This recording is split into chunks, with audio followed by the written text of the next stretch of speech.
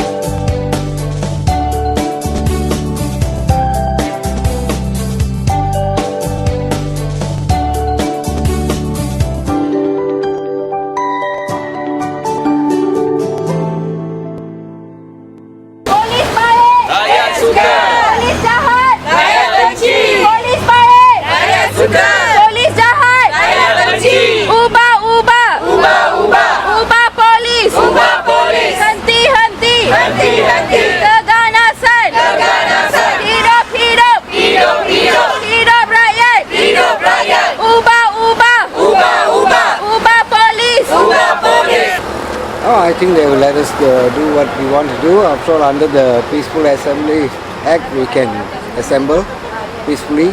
So we are just exercising our right to ask that whatever brutalities that occurred during the Bersih is dealt with in the right fashion, in a proper fashion, and the perpetrators be brought to court.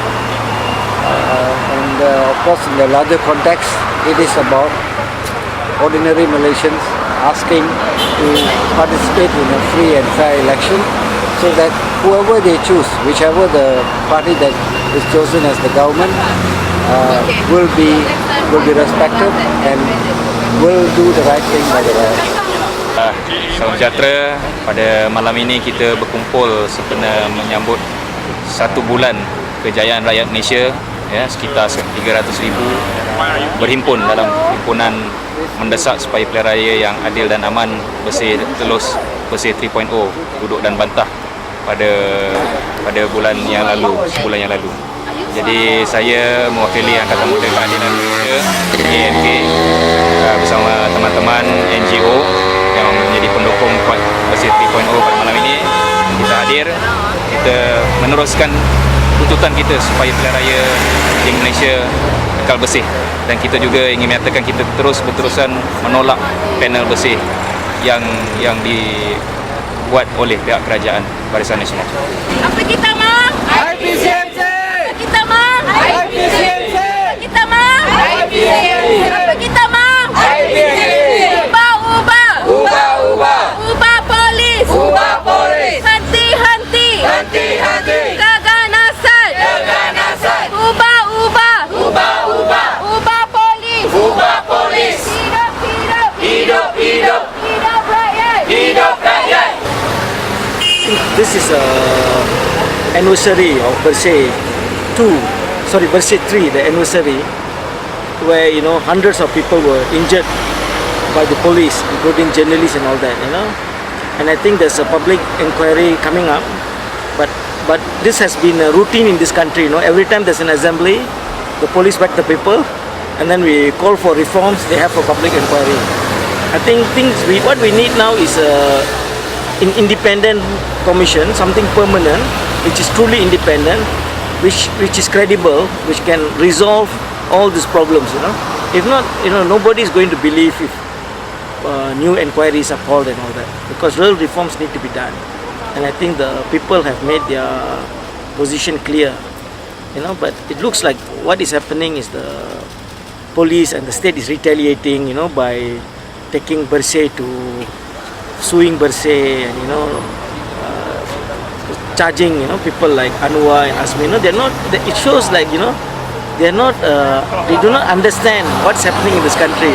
People want reform, and they are trying to punish people who went and did this peaceful assembly for free and fair election.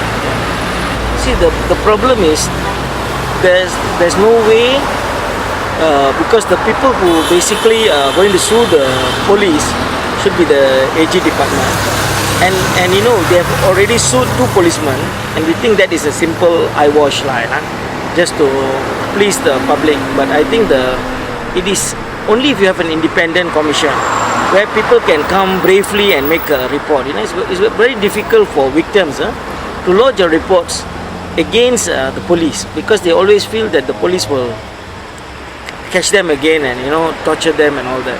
So it's very important that you have an independent commission to actually look into the cases and then to really take actions against the police.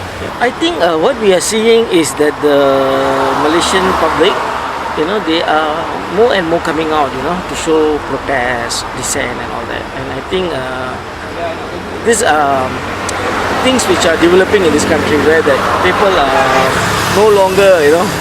So like this kind of things is just like over last 2 days, people think about it and then let's do it. You know? So I think but what we need is also a much more stronger movement to fight police brutality, because I think if not, what is happening is the other side, you know, the people taking the law in their hands, trying to create problems outside Ambiga's house and all that, you know, and we see that the police are not acting. What we need is a real strong people's movement which can then police the police, you know, unless the police don't want to reform. We are extremely disappointed with the response from them, because they have actually systematically demonized Bersih, and they have actually went out on a hunt of all those Bersih supporters, and they are actually beaten up when they actually got detained in a police lockup. For me, and also I believe that it would also be from the Bersih steering committee, we are actually appalled by this kind of behavior, because if you want to actually arrest people, you arrest people, but you should not be beating them up, and especially when they actually voluntarily go to the police station. Now people are actually fearful. Sometimes, most of the time, people do not know that they are even on the list. So far, you know, the police have only released the 40 over names, 46 names, but these 100 over names, who are they? And I believe that, you know, by giving this kind of warning, by saying that there's this 100 over people, you are actually intimidating the people again, and causing the intention for me is to cause fear, to strike fear in the Malaysians, Bersih supporters who actually come out. And the agenda was very simple. The agenda was actually to have a free and fair elections. What is wrong with that? And what is wrong with actually having a perhimpunan, which actually was peaceful until the police sprayed tear gas. I think that the violence is something which the government has actually been mummed, you know. They did not say anything, because the violence is not just against the Bersih supporters on that day. And of course we know what kind of violence and brutality that the police did. After that, there was still the violence of beating up. The other violence is that, you know, keeping silent, yeah, on the kind of the behavior and harassment that Ambiga has been having. You know, having the traders setting up burger stalls, the butt dancing and all that. The police has actually, and DBKL have actually left it alone until it comes to a stage like what happened on Thursday, where there are a lot more people. Then they reacted, but because they needed and waited until, you know, the gathering of so many people in order to actually block the road, they could have done much more. But it didn't help when one of the deputy police head said that, you know, the himpunan of these burger traders were actually legal and there's nothing wrong. Then you give them license to actually harass Ambiga. So what is the responsibility of our government, DBKL and the police? And I really hold the government responsible for this, because they could have stopped it and nipped it in the bud. I mean, in terms of the police violence, that is our priority as well, and we will definitely work with Swara to highlight this issue. But we will go back to our agenda because all these are, also the harassment faced by Ambiga and all that are actually a diversion to divert us away from our main agenda, which is actually to ensure that the election process will be a clean and fair one if PRU 13 is going to be called. So we will definitely go on our roadshow again starting in June to actually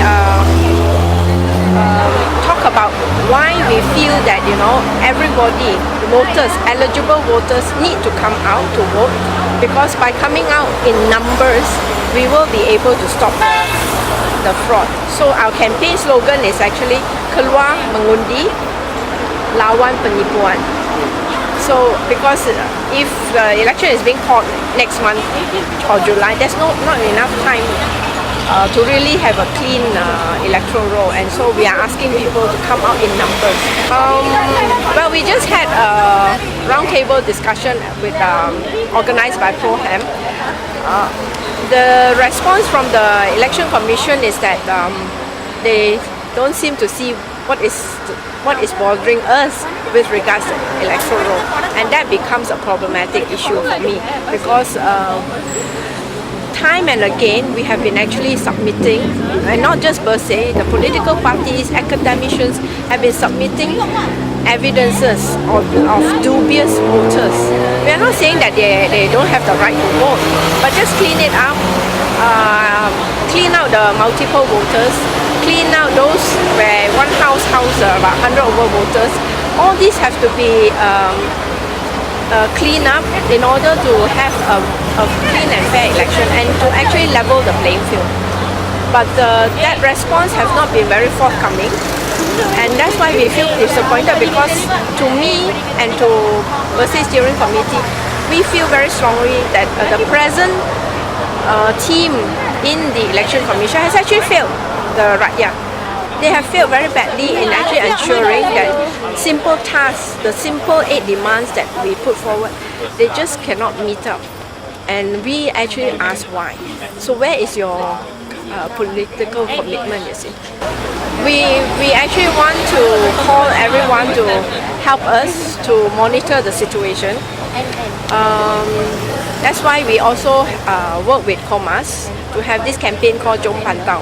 We want people to actually start monitoring if there is any discrepancies happening, even on the day of the election, to actually help us to monitor. And also, we also have another campaign that we work with Tindak Malaysia, which is actually to have polling agent and counting agents, because if you want to stop the fraud, that's where you have to be, in the counting agent, counting stations, and also at polling stations to actually catch if there's any fraud that happens.